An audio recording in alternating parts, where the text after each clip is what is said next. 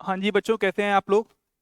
आज की इस वीडियो का मोटिव केवल यही है कि जेई मेंस का फॉर्म जो अभी रजिस्ट्रेशन चल रहे हैं वो फॉर्म कैसे भरना है, और उस फॉर्म को भरते समय जो बच्चे मेजॉरिटी बच्चे गलतियां करते हैं, छोटी छोटी गलतियां करते हैं, उन गलतियों से कैसे बचना है ताकि आपका फॉर्म अच्छे से भर सके और आपको मेंस के टाइम पे कोई भी दिक्कत ना आए।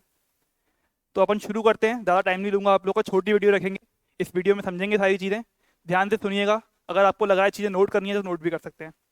सबसे पहली चीज़ जो डॉक्यूमेंट की रिक्वायरमेंट है मेंस के फॉर्म के लिए, कोई डॉक्यूमेंट्स नहीं चाहिए आपको, केवल आपकी 10th की मार्कशीट आपके पास चाहिए, आपका एक फोटोग्राफ चाहिए और आपके सिग्नेचर चाहिए। ये तीन चीज़ें आपके पास होनी चाहिए। इन तीनों चीज़ों की फ़ोटो आपको अपलोड करनी पड़ती है इसलिए। इसके अलावा अगर आप लोग फाइटर बैच के बच्चे हैं, ड्रॉपर बैच के बच्चे हैं, तो आपके पास आपके 12th की मार्कशीट भी होनी चाहिए, क्योंकि आपके 12th के मार्क्स उसमें लगने वाले हैं। तो ये चीज़ें अगर आपके पास हैं तो आप लोग मेंस का फॉर्म बहुत आसानी से भर सकते हो। इसके अलावा एक डॉक्यूमेंट और लगता है, अगर आप किसी कैटेगरी से हो, ईडब्ल्यूएस कैटेगरी से हो, ओबीसी कैटेगरी से हो, या फिर एससी एसटी कैटेगरी से हो, तो उसके लिए आपको आपका कास्ट सर्टिफिकेट लगेगा। क्योंकि जब हम फॉर्म भरते हैं, अगर आप कैटेगरी फिल करते हैं, कैटेगरी फिल करते समय वहाँ पर अगर आप डालते हैं कि आप ईडब्ल्यूएस कैटेगरी के हैं तो आपसे वो ईडब्ल्यूएस नंबर मांगेगा, और जो भी चीज़ें मांगेगा अपन देखेंगे अभी। तो इसी चीज़ का ध्यान रखें कि आपके पास अगर ये डॉक्यूमेंट हैं तो आप फॉर्म भर सकते हैं बहुत आसानी से, बिना किसी इशू के। तो शुरू करते हैं अपन लोग, बिना टाइम वेस्ट करे। पूरी स्टेप बाय स्टेप प्रोसेस देखेंगे अपन। मैंने रिसेंटली एक फॉर्म भरा था, तो मैं आपको वो फॉर्म भी दिखाऊंगा कि कैसे मैंने फॉर्म भरा हुआ है। वो सारी चीज़ें अपन स्टेप बाय स्टेप देखेंगे एक एक करके। सबसे पहली चीज़ भाई, पहले मैं आपको बता दूं कि डेट खुले हुए हैं अभी। 22 नवंबर आखिरी डेट है जेई मेंस का फॉर्म भरने का। तो आप लोग आखिरी दिन के लिए बैठे ना रहें। अगर आपको फॉर्म भरना है तो आज आपके पास 15 नवंबर हो गई है। 3-4 दिन के अंदर फॉर्म को भर लें ध्यान से। 22 तारीख तक का वेट ना करें, क्योंकि सर्वर पे काफ़ी लोड होता है आखिरी दिन। तो आप लोग फॉर्म भरेंगे, फॉर्म भरने में दिक्कत आएगी, आपके फ़ोन पे ओटीपी नहीं आएगा। आखिरी दिन सर्वर पे बहुत सारा लोड होता है। तो आप लोग कोशिश करें 3-4 दिन के अंदर ही फॉर्म भर लें। ठीक है। हाँ भाई, मैंने लिंक दे रखी है, मैं लिंक, ये जो पीडीएफ है, पीडीएफ को आपके पास पहुंचा दूंगा। मैंने लिंक भी दे रखी है। क्या क्या रिक्वायरमेंट है: पासपोर्ट साइज फोटो, सिग्नेचर, आधार कार्ड नंबर, 12th का रोल नंबर, 10th का रोल नंबर। 12th का रोल नंबर उन लोगों के लिए जो लोग 12th पास कर चुके हैं, ड्रॉपर बैच के बच्चे हैं। ठीक है। अब सिटी ऑफ एग्जामिनेशन, अगर जो आप फॉर्म फिल करेंगे उस फॉर्म में आप लोग सिटी डालोगे कि आपको किस सिटी में एग्जाम देना है। आप 4 सिटी डालोगे, है ना। 4 स्लॉट में सिटी आती हैं, तो आपको कौन सी सिटी मिली है वो 5 तारीख के आसपास आपको पता चल जाएगी। एंड इसके अलावा जो एडमिट कार्ड हैं वो एग्जाम के 3 से 4 दिन पहले आते हैं, हमेशा होता है ऐसा, फिक्स नहीं होता। कभी 2 दिन पहले भी आते हैं, 3 दिन पहले भी आते हैं। तो 3-4 दिन के आसपास आसपास फॉर्म आ जाता है। तो इस चीज़ का ध्यान रखना है आपको विशेष रूप से। एग्जाम की डेट क्या है? एग्जाम की डेट है 22 जनवरी से 31 जनवरी के बीच में। ये एग्जाम की डेट है, इससे अपने को मतलब नहीं है। अपन चलते हैं आगे। फीस स्ट्रक्चर की बात करूं, सबसे पहली बात तो फीस स्ट्रक्चर ध्यान से देख लें आप लोग। पहली बात तो जेई मेंस के फॉर्म भरते समय 3 फॉर्म भरते हैं इसमें: बीटेक का, बी प्लानिंग का, बी आर का। ये 3 फॉर्म भरने होते हैं। अगर आपको तीनों में से सिर्फ बीटेक करना है तो आप बीटेक पे क्लिक करेंगे, पेपर 1 पे। अगर आपको बी आर का, बी प्लानिंग का फॉर्म भी भरना है तो आपको पेपर 2 सेलेक्ट करना होता है। पेपर 2 है और पेपर 2 बी। पेपर 2 है मतलब बी आर को, पेपर 2 भी मतलब बी प्लानिंग। अब बी आर को बी प्लानिंग क्या है? ये भी एक डिग्री है, बीटेक की तरह बीटेक भी होती है, बी आर बी प्लानिंग भी होती है। इन डिग्री के बारे में अपन बाद में चर्चा करेंगे। पर अगर आपको फॉर्म बीटेक के लिए भरना है केवल, तो आप लोग पेपर 1 का फॉर्म फिल करेंगे। फीस स्ट्रक्चर देख लो भाई ध्यान से। जनरल वालों के लिए मेल और फीमेल 1800, सारे फीस स्ट्रक्चर यहाँ पे लिखे हुए हैं। ठीक है। आगे चलते हैं, मेन बात पे आते हैं। सबसे पहले जब आप लोग इस लिंक पे जाएंगे, एक लिंक मैं आपको दूंगा, उस लिंक पे जब आप लोग जाएंगे तो आपको फॉर्म भरना है, वहाँ पे आपको क्लिक करना है उस पर। मैं आपको लिंक भी दिखा देता हूँ। सबसे पहले क्या करना है, गूगल पे जाना। ठीक है, अपन गूगल पे जाते हैं। पहले मैंने खोल के रखा हुआ है। आप लोग सबसे पहले गूगल पे जाएंगे, सर्च करेंगे JEE mains registration 2025। JEE mains registration 2025 जब आप सर्च करेंगे तो आपको ये वाली लिंक दिखेगी। इस लिंक पे क्लिक करना है। एंड यहाँ पे ये एक लिंक दी हुई है। ठीक है, 1 मिनट रुकिए। हम्म आपको सर्च करना है जेई मेंस रजिस्ट्रेशन 2025। आप जब सर्च करेंगे, पहली वाली लिंक पे क्लिक करेंगे, इस पे क्लिक करेंगे, तो आपको कुछ ऐसा सा इंटरफेस बना हुआ दिखेगा। ठीक है। अब यहाँ पे दो ऑप्शंस हैं। दो ऑप्शंस कौन कौन से हैं? पहला ऑप्शन ये है कि जिन लोगों ने फॉर्म पहले से भर रखा है वो लोग अपना एप्लीकेशन नंबर और पासवर्ड डाल के आगे की प्रोसेस कर सकते हैं। ऐसे लोग जिन्होंने आज तक जेईई मेंस का फॉर्म नहीं भरा है, वह सभी लोग नया रजिस्ट्रेशन करेंगे, अपना प्रॉपर यहाँ पे कैप्चा डालेंगे और नया रजिस्ट्रेशन करेंगे, सारी चीज़ें प्रॉपर नए तरीके से करेंगे। जिन लोगों ने फॉर्म अभी तक नहीं भरा है, फॉर्म किन लोगों ने भर लिया होगा मेरे ख्याल से, जो ड्रॉपर बैच के बच्चे हैं उन लोगों ने फॉर्म भरा होगा पहले से। तो वह सभी लोग ध्यान रखें जिनने फॉर्म भरा हुआ है पहले से। अगर वो अगले सेशन के लिए दे रहे हैं तो वो नया रजिस्ट्रेशन ही करें, पुराने रजिस्ट्रेशन से ना जाए। ठीक है, मैं फिर बोल रहा हूँ, जो ड्रॉपर वाले बच्चे हैं, अगर आपने पिछले सेशन में दिया था तो भी आप नए रजिस्ट्रेशन पे जाएं, क्योंकि पिछले सेशन के जो मार्क्स थे वो इस सेशन में तो कोई मतलब काम नहीं आने वाले। तो आप लोग क्या करेंगे, आप लोग नया रजिस्ट्रेशन ही करेंगे। तो मैक्सिमम लोग नया रजिस्ट्रेशन ही करें, जिन्होंने अभी रिसेंटली रजिस्ट्रेशन किया है इस वाले के लिए, वो लोग सिर्फ लॉग इन करेंगे। ठीक है। अच्छा, रजिस्ट्रेशन जब आप नया करेंगे तो यहाँ पे कैप्चा भरने को बोल रहा है, अपन कैप्चा भर देते हैं।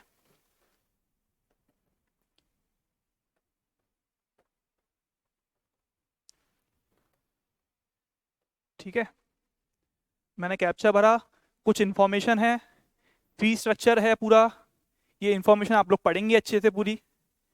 सब कुछ को पढ़ने के बाद आखिरी में लिखा हुआ है कि I have read and downloaded the information bulletin. आगे बढ़ेंगे सब कुछ बढ़ के। अब यहाँ पे आपको अपनी पूरी पर्सनल इन्फॉर्मेशन फिल करनी है। Candidate name, father's name, mother's name, आपका डेट ऑफ बर्थ, आपका जेंडर। ध्यान रखें, आपको अपने नाम में, फादर के नाम में, मदर के नाम में, किसी के में भी मिस्टर, मिसेज, श्री, श्रीमान, श्रीमती कुछ भी नहीं लगाना है।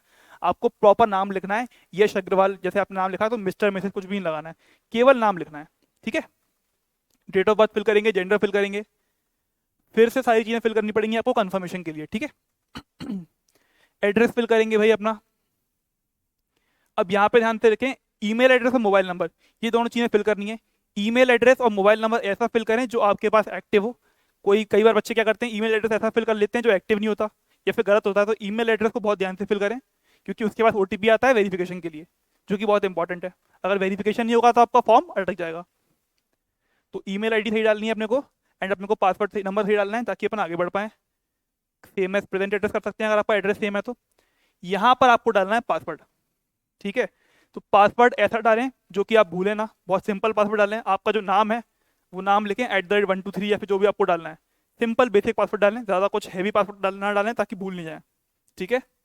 ये सब करने के बाद, कैप्चा भरने के बाद, इसको आपको सबमिट करना है। जब आप सबमिट करेंगे तब वहां पे सबमिट करने के बाद आपको सबमिट करने के बाद आपको एक एप्लीकेशन नंबर मिल जाएगा आपके फ़ोन पर, है ना।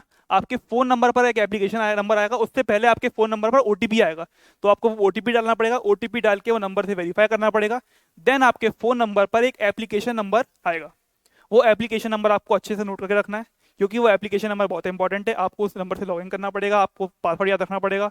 हो सकता है आपको जेईई मेंस के फॉर्म पेपर में भी वो एप्लीकेशन नंबर रिक्वायर्ड हो। ठीक है, ये कर लेंगे अपन, कोई दिक्कत नहीं है यहाँ पे। ठीक है।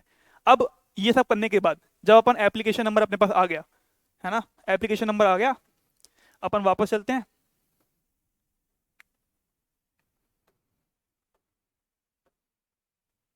वापस चलते हैं अपन। एप्लीकेशन नंबर आ गया है, पासवर्ड आ गया है, कैप्चा दिया हुआ है, ये सब चीज़ें डाल के अपन सबमिट करेंगे। सबमिट करने के बाद कुछ इंटरफेस,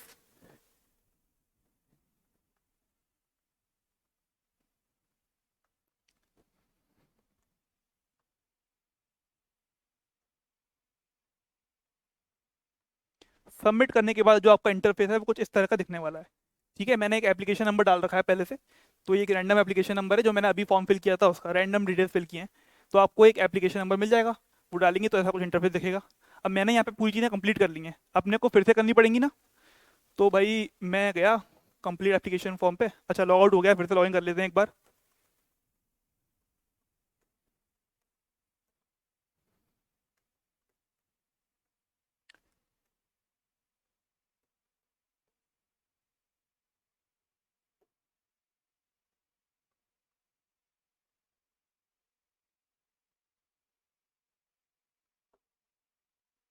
ठीक है, क्या करना है, लॉगिन करना है। मैंने लॉगिन किया एप्लीकेशन नंबर से और पासवर्ड से।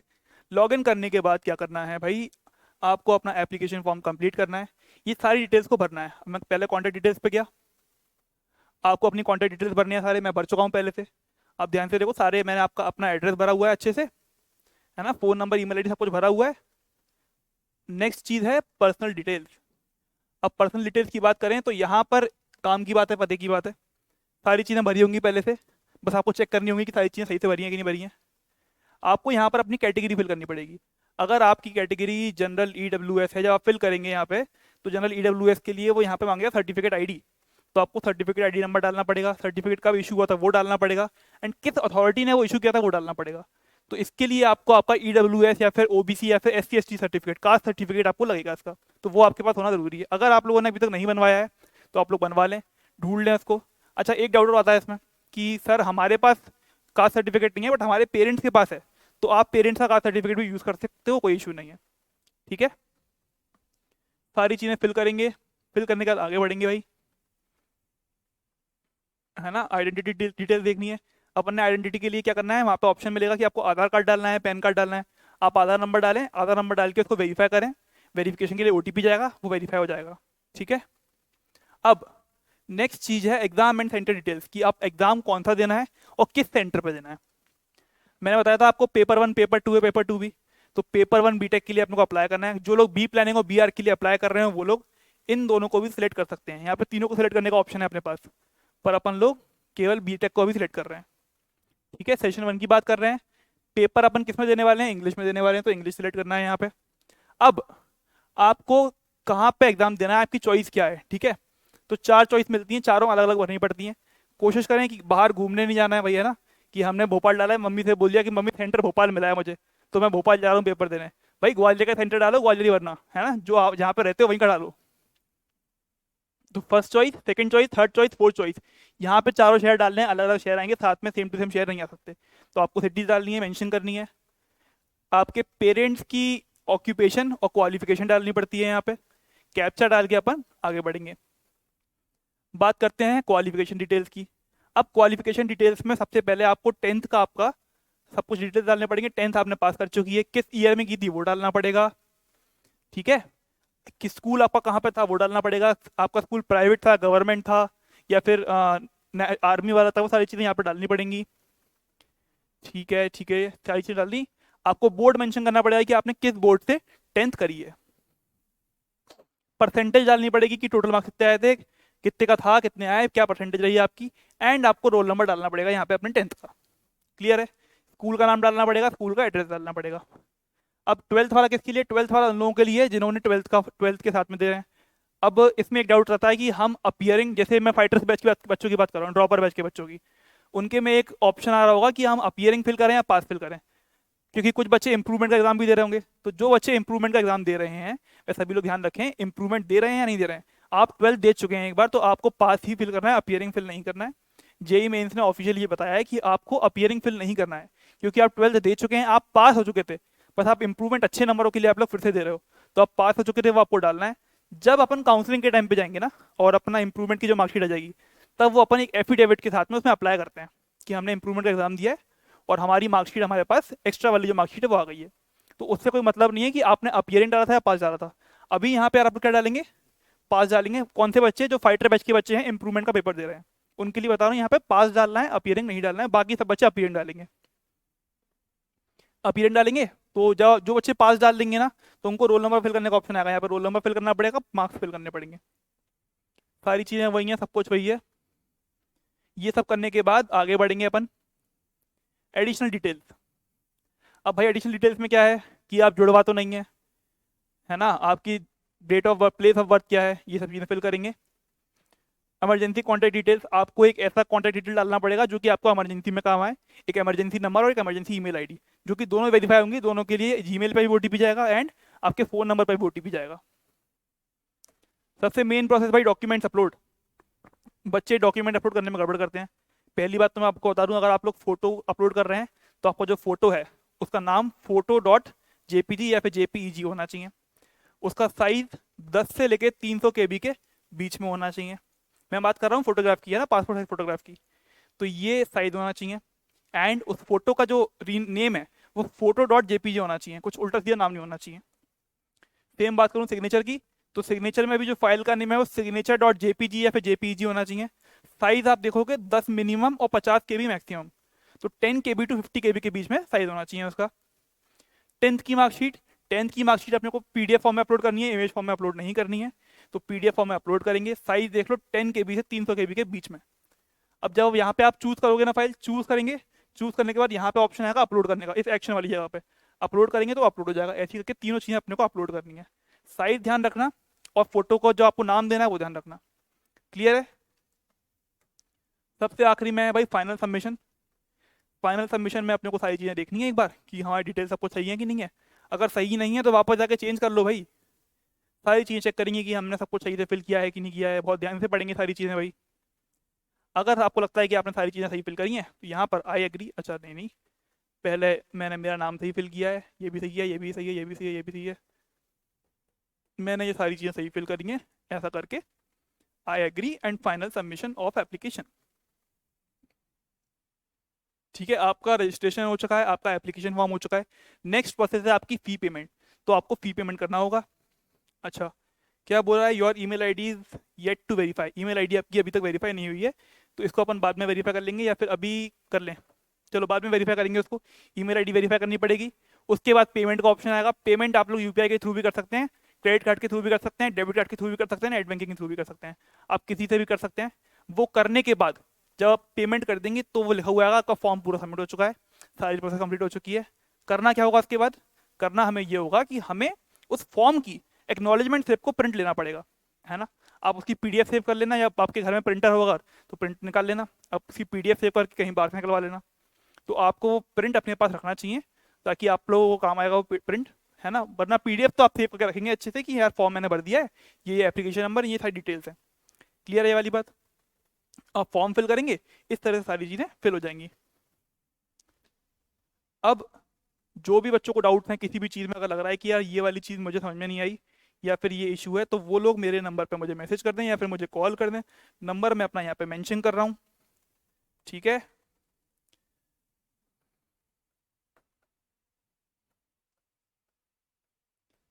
अगर इस पे कॉल नहीं लगे तो इस पे लगा लेना।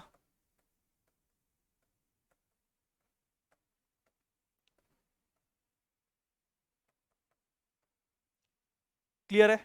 तो मैंने कहा था कि बहुत छोटा सा सेशन रखेंगे, ज़्यादा बातें नहीं करनी मुझे आपसे, केवल आपको यही समझाना है कि फॉर्म कैसे फिल करना है, कहाँ कहाँ गलतियाँ करते हैं वो गलतियाँ नहीं करनी है।